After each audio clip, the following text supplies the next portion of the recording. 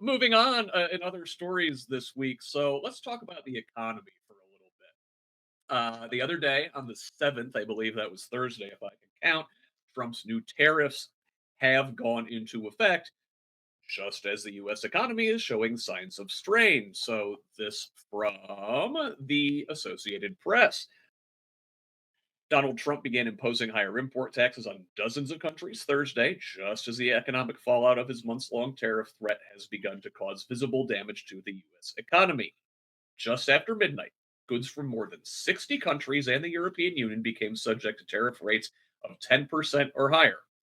Products from the EU, Japan, and South Korea, all allies, mind you, are taxed at 15%, while imports from Taiwan, another ally, Vietnam, and Bangladesh are taxed at 20%. On Wednesday, Trump announced an additional 25% on tariffs to be imposed on India because of its purchases of Russian oil, bringing its total import taxes to 50%. Um, but wait, there's more. The Swiss executive branch was expected to meet Thursday after President Karen Keller Sutter and other Swiss officials returned from a hastily arranged trip to Washington in a failed bid to avert a 39% tariff on Swiss goods. Your watches and chocolate are about to get more expensive. So, also, import taxes are still coming on pharmaceutical drugs, and Trump announced 100% tariffs on computer chips that could leave the US economy in a place of suspended animation as it awaits the impact. All of this occurring under Trump's use of a 1977 law to declare an economic emergency.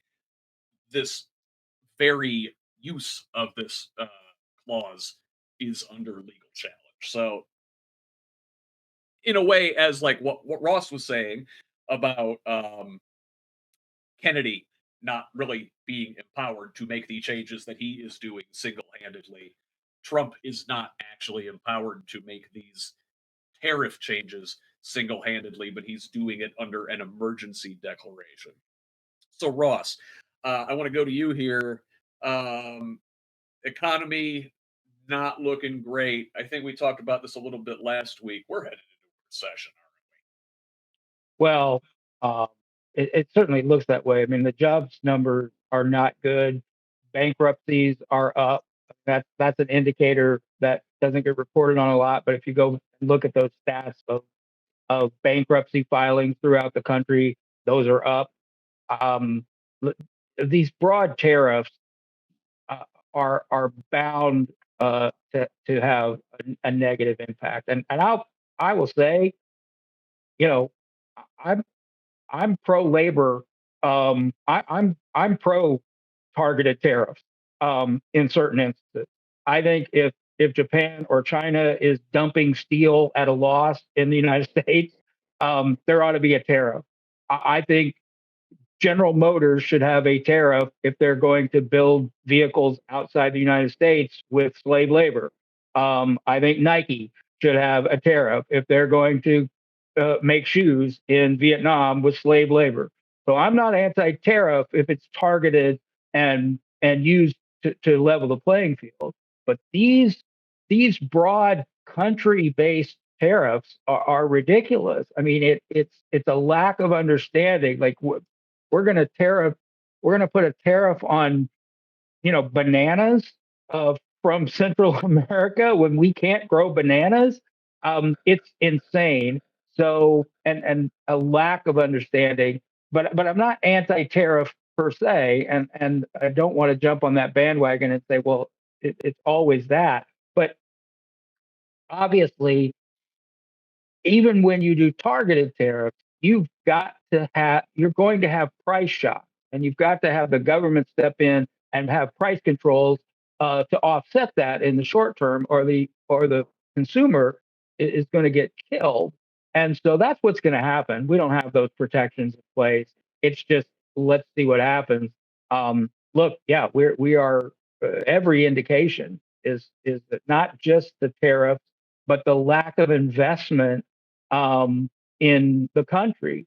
When we cut all of people, I guess, don't think about it. If you cut food stamps, yes, that hurts that family that needs to eat. That also hurts the grocery store. Believe me, the that SNAP money spends just like my debit card. And if you take that money out of the economy, it is going to cause a huge problem. And I think people don't see it that way. But yeah, there's no reason to be optimistic about any of that.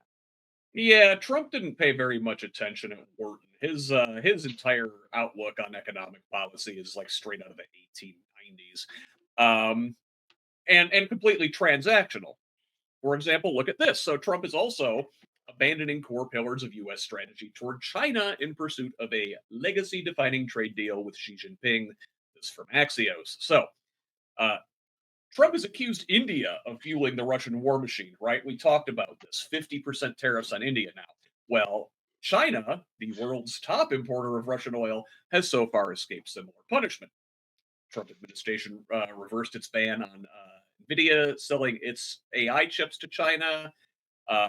It told Taiwanese President Lai Ching-te to cancel a planned stopover in New York this month.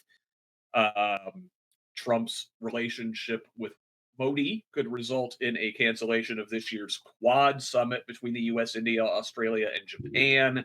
And the Pentagon is also reviewing whether to continue AUKUS, a Biden negotiated defense pact between Australia, the UK, and the US, involving nuclear powered submarines. So, and Trump has also defied a bipartisan US law requiring uh, TikTok to be sold or banned.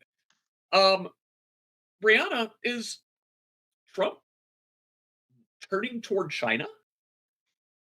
I don't know if Trump knows what he's doing, to be completely honest. I don't think that this is like some grand plan. I think he is just throwing stuff to see what sticks at the wall. Like, I don't think that this is like some master plan. I just don't think that he is qualified for the position he's in and he doesn't know what he's doing.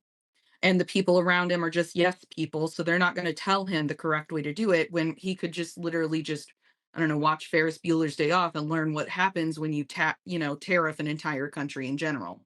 But yeah, I don't know if he's going towards China or not.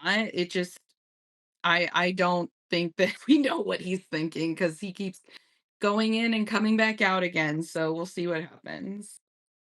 I will say this, and like by all means, everybody knows I'm not a fan of anything Trump does, but I have been arguing for a while that the U.S. should try to cultivate a better relationship with China. That's the only way I think that we're going to make any dent in climate change over the next several decades. Um, China is the worldwide leader in renewable energy at this point, and uh, Russia is very much the center of the global like fossil fuel industry. And I think we need to split those two from each other uh, to have any chance going forward. I don't know if Trump's that thoughtful. Yeah, that's my point. Is that I don't think he can be that for think that far ahead. And I don't think anyone in his administration is going to tell him to do anything. So it just seems like he's just doing things day by day and doesn't really think about what the consequences or benefits of anything is. Yeah, for sure. And so listen, I got one other thing I wanted to talk about in the economy here that I saw this week, and that is from Reuters. U.S. companies are spending record amounts to protect executives as threats rise. We all remember the Luigi Mangione story from several months ago when he murdered the CEO of United Healthcare.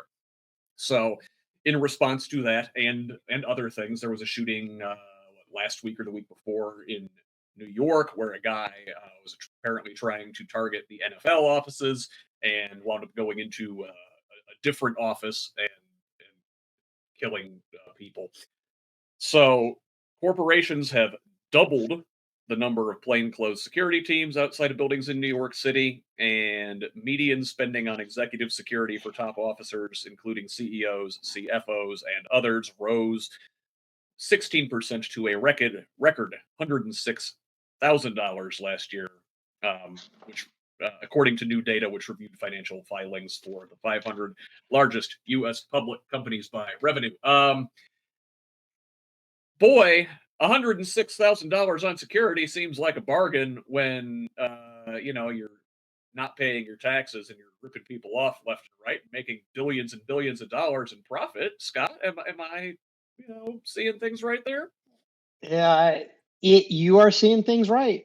These companies that are that are scared, they're scared for a reason, right? Like there's no question in my mind that that the US law provides an incentive to basically treat your customers horribly, right? They can get away with it. There are no guidelines.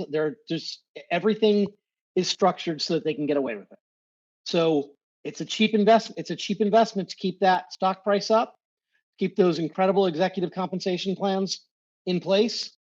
And what the US really needs is compensation is a change in tax policies where we go back to Roosevelt era taxation policies where anything above a certain threshold is taxed at the 90% level.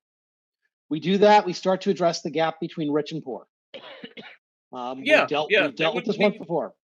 They wouldn't need the security if we weren't all really, really pissed at them for Correct. owning all of the country's wealth.